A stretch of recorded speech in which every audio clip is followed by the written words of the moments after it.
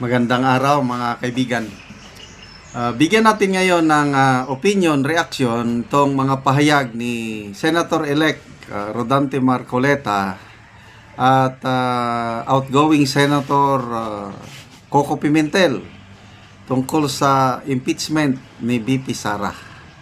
So dito sa GMA News Online, sabi ni Senator Marcoleta said the trial will not succeed in unseating the Vice President. Tapos ito, ang kanyang mariing kataga, no? Sabi niya, lintik lang ang walang ganti.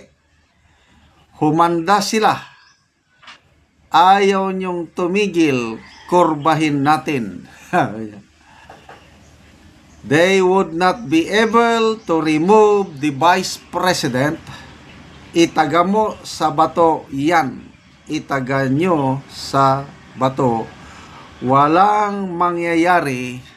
The Vice President will stay as Vice President. Wow! Hindi po tayo nagkamali sa pagbotar kay Senator-elect Rodante Marcoleta. Grabe. Makakatulog tayo ng mahimbing. Yan, yung pagkapanalo Marcoleta, Amy, Camille Villar, yan po ang nagbigay sa atin ng assurance na walang mangyayari sa impeachment. Kasi kung sina Senator Bato at Bonggolo ang nanalo, alanganin.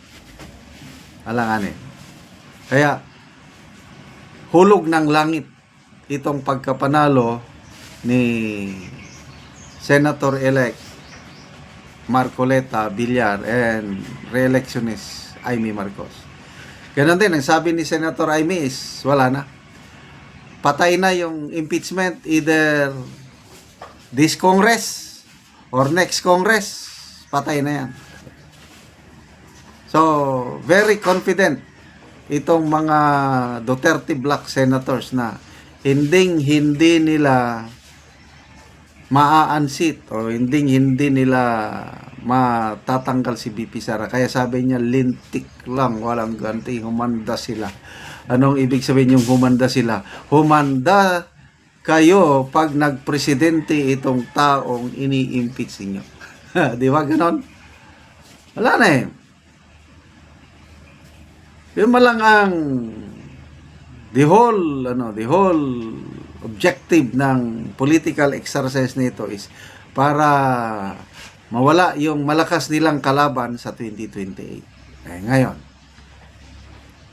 akala nila kasi mananalo sila sa midterm election yung pinagmamayabang ng Pangulo.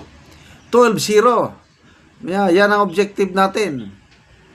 We have the best, most qualified, most experienced candidates. Kaya, iboto natin alyansa para sa magandang kinabukasan ng ating bansa. Ano ngayon? Ang nangyari, napahiya sila. Mismong kandidato ng Pangulo, sarili niyang partido, walang nanalo ni isa.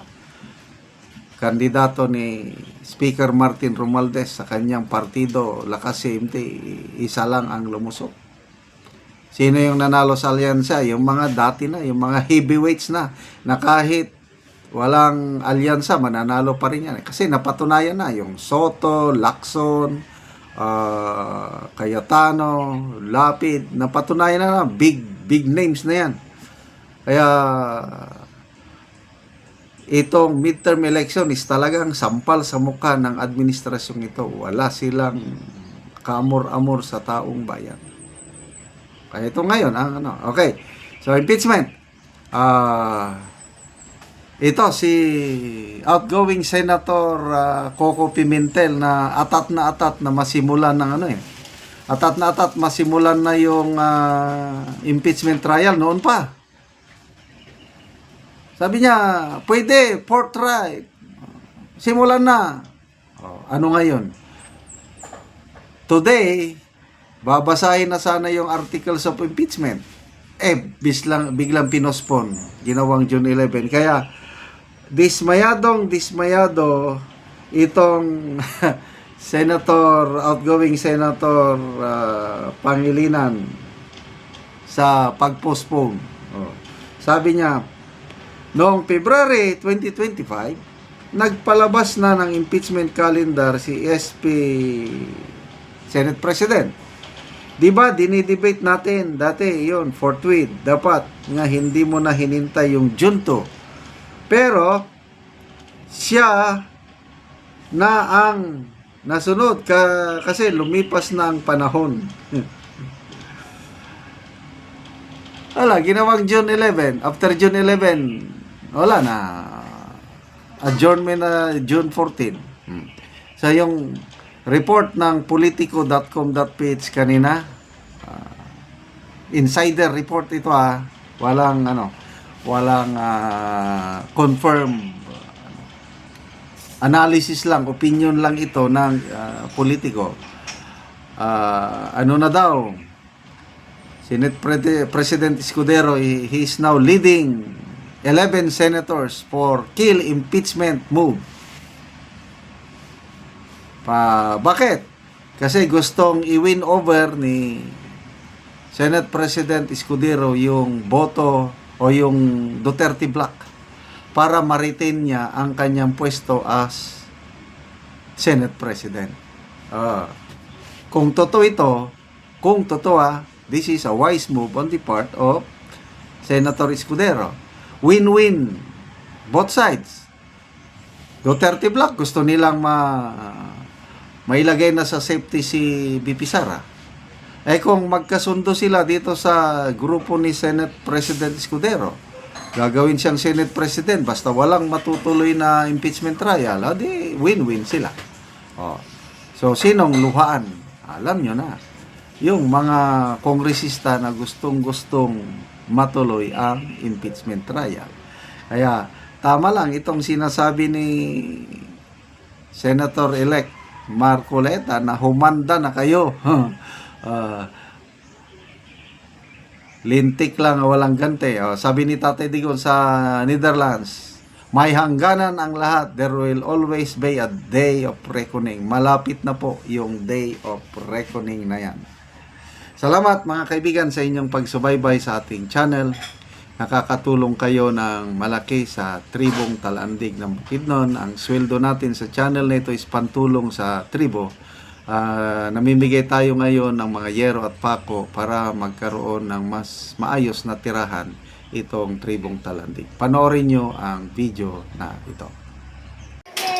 Kaya nalamat ni sa Ginoo nga nakabalay mi. Dili mi makabalay og wala mi hinabangi sa impulsor.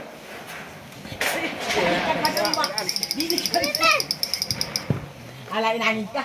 Tutulong si Magpila. Ito magalang. Kaya naman salamat sa iwa ka sa balay dahin na bigtulaan ang gayo. Ito ang basin na. Relax ka kan sa udan. Alaw na kayo.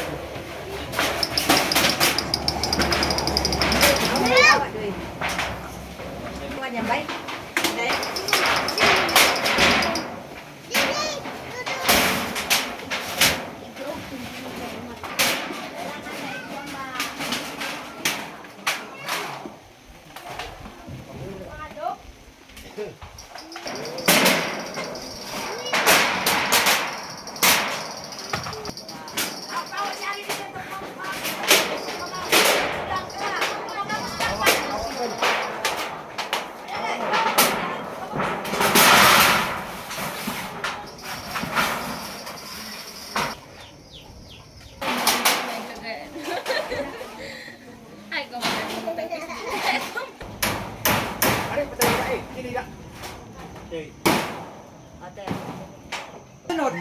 Karon managid ang balay ni Ante. Bago niyang balay. Karon Ante unsa ang imong ika-istorya nga humanagid Ante imong balay, nakatop na gid ka. Nalamat ko nga nakabalay na ko wa na itulo. Nalamat gid ko sa Ginoo nga nag-insure ani nga nakahuman gid ko balay. Kay wala ko'y abuhan o kwan, wala ko'y hinabangi. Sige ante, salamat.